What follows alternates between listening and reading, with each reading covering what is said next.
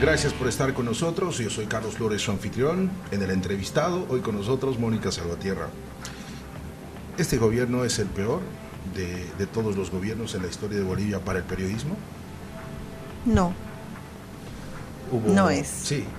Yo creo que todos los gobiernos, en todos los gobiernos siempre ha habido un afán de tener control sobre los periodistas. De repente lo vemos más este gobierno porque es el que estamos viviendo en este momento. Pero en todos los gobiernos han habido afanes de controlar, de mantener a raya, digamos, ¿no? Me acuerdo, por ejemplo, que en algún momento se decía que el expresidente Hugo Banzer, su pesadilla eran los periodistas y su peor pesadilla era cumplir años el Día del Periodista, por ejemplo, ¿no? O sea, ¿cumplía años el mismo día? El 10 de mayo. Entonces, siempre han habido afanes de... Yo creo que la dictadura fue los días negros para el periodismo en Bolivia, ¿no? Totalmente, porque entonces habían persecuciones y detenciones y torturas y todo, ¿no? Yo creo que estamos viviendo momentos complicados, pero no muy diferentes a los que se ha vivido a lo largo de la historia del periodismo en general. ¿Alguna diferencia? ¿Vos crees que es una diferencia entre el periodismo del siglo pasado, por no decir los 90 y hasta la actualidad, las redes sociales, el internet? Totalmente. Sí, ¿no? Sí. Está cambiándolo todo, ¿no? Todo. Y no solamente en Bolivia, a escala mundial. Y eso es un reto para los periodistas, porque la inmediatez de las redes sociales hace que vos te enteres de lo que pasó. Ayer te enteraste, ¿no? De lo que pasó hace un ratito. El periodismo ciudadano también se hace a través de las redes sociales. Y si bien no hay ningún tipo de tamiz, ni de control, ni de evaluación, de decir, a ver, ¿con qué enfoque tocaremos este tema en Facebook? Nada, es espontáneo, es libre. Entonces, eso está cambiándolo todo. Hay situaciones que vos las ves más en las redes sociales que en los medios formales. Ahora, las redes de repente dan la idea, muestran las primeras 5 preguntas, el qué, cómo, cuándo, dónde, por qué. De repente el periodismo ahora amplía la información más completa. Totalmente, ¿no? La profundiza. ¿Y sabes cuál es la gran cualidad del periodismo? El periodismo formal, el reto que tiene es que lo que está diciendo esté totalmente sustentado y sea responsable, con fuentes contrastables, con hechos concretos, con evidencias, con pruebas. Las redes sociales no. Entonces esa es la gran diferencia. Muy interesante, muy interesante. A ver, vamos a hacer otro giro. Mónica, ¿quién es para vos el mejor periodista que tuvo Bolivia? ¿Te animás a decirnos?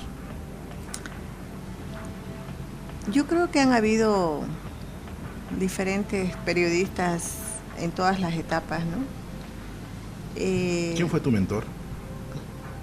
Siempre uno admira, ¿no?, a un periodista. Claro. Yo aprendí mucho en prensa, mis pininos en periodismo escrito los hice en El Mundo, y alguien que me enseñó mucho cosas básicas, elementales, ¿no? Por ejemplo, que me decía hijita, porque él decía hijito a todos, vos tienes que escribir como para que te entienda la pastillera de la esquina, me decía. Y es verdad, y es así, ¿no? Mi primer maestro en el periodismo fue don Horacio Alcázar, que era jefe de información del Mundo. Horacio Alcázar. Él era muy meticuloso en todo. Yo recuerdo en esa época estábamos escribiendo todavía en las primeras Mac, esas medio cuadraditas, ¿sí? Pero él escribía a máquina.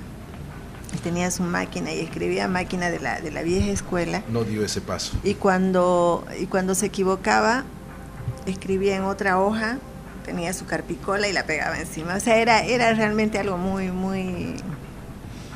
Y bueno, él era de la vieja escuela, tenía esa rigurosidad que uno la aprende, ¿no? Y en televisión aprendí mucho con José Pomacuzzi, ¿no? Empecé a trabajar en televisión con José en Unitel, aprendí muchas cosas de él. Creo que también fueron momentos de grandes y de ricas discusiones acerca de cómo abordar ciertos temas, etcétera. Y a partir de ahí, bueno, ya empecé a caminar sola. ¿José cambió los noticieros en Santa Cruz y Bolivia? Me parece que sí, yo creo que sí. ¿Negativamente? Yo creo que de ambas cosas, ¿no? Creo que José tuvo el mérito de llevar el periodismo a la gente, pero también creo que han habido algunas veces que discrepábamos, por ejemplo, respecto a algunos temas que para mi gusto eran muy subidos de tono, ¿no? Pero yo le reconozco a él el mérito de haberse sumergido en lo que era televisión, a pesar de que él también venía de periódico, y de haber dado un giro, sobre todo en ese acercamiento, ¿no? Creó una escuela, ¿no? Sí.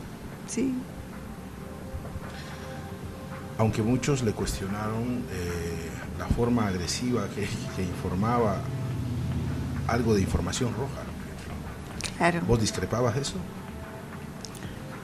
En las formas, a veces, ¿no? Sí, en las formas. Yo pienso que sí, una de las anécdotas, que no fue precisamente con José, pero fue en Unitel. Yo estaba empezando y un fin de semana que estaba de turno, me encontré con un accidente terrible. Y claro, no fue José, fue alguien del equipo que me decía que por qué no me había parado delante del accidente a hacer un despacho, por ejemplo. Esas cosas yo no las compartía. Vos sos del periodismo un poco más formal. ¿Cómo le llamas a esto? Porque te veo tan buena gente que no estás para eso. Y eso creo que es rescatable y eso creo que nosotros deberíamos de seguir, aunque se está perdiendo, ¿no? No sé si es formal. Creo que para mí prevalece mucho el respeto. El respetar la dignidad de las personas. Creo que eso es fundamental. Y creo que ese es un límite, ¿no? que te va marcando todo lo demás. El mejor canal de Bolivia, Mónica, ¿cuál es?